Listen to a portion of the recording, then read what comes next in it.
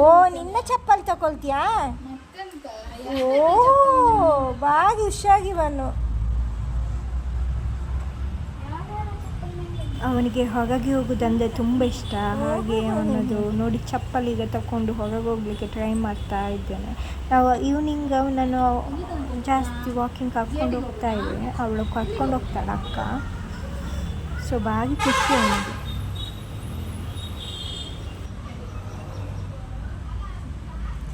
ಎಲ್ಲಿಗೆ ಬಾಬಾ? ದೂರ ಹೋಗುದು ಬಾಬಾ?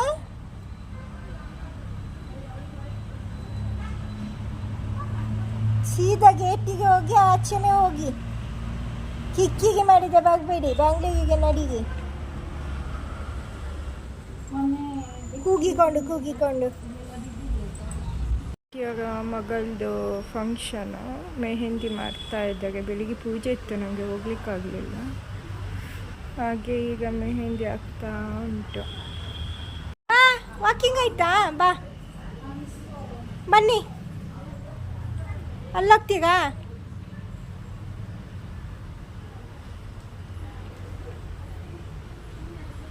ಬನ್ನಿ ಬನ್ನಿ. ಅವನು ಆಚೆ ಹೋಗ್ತಿದ್ದಾನ?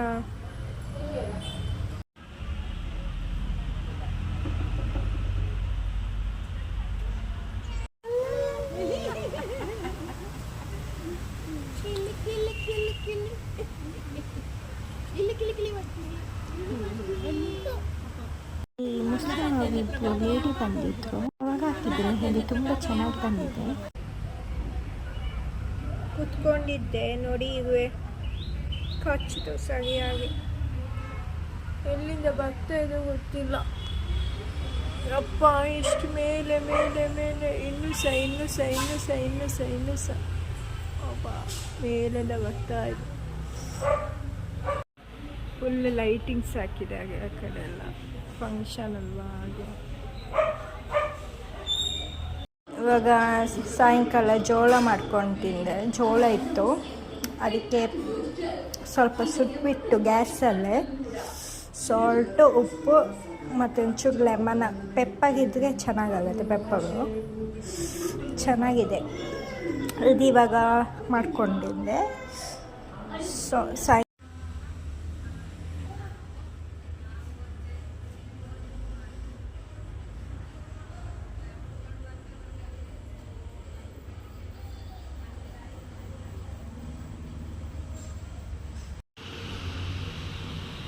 ಪಾಪುಗೆ ಬಾಗಿ ಖುಷಿ ನೋಡಿ, ಓಡೋದು ಹೇಗೆ ಅಂತ.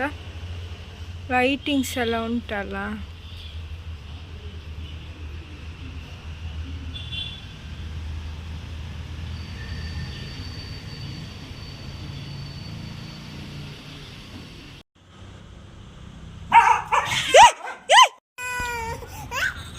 ಎಂತ ಮಾಡಿತ್ತ ಡಾಗಿ? ಇವತ್ತಿದ್ದು ವಿಡಿಯೋ ಇಲ್ಲಿಗೆ ಎಂಡ್ ಮಾಡ್ತಾ ಇದ್ದೇನೆ. ಎಗ್ ಮತ್ತು ನುಗ್ಗೆ ಇದೆ. ಓಕೆ, ಬಾಯ್ ಬಾಯ್.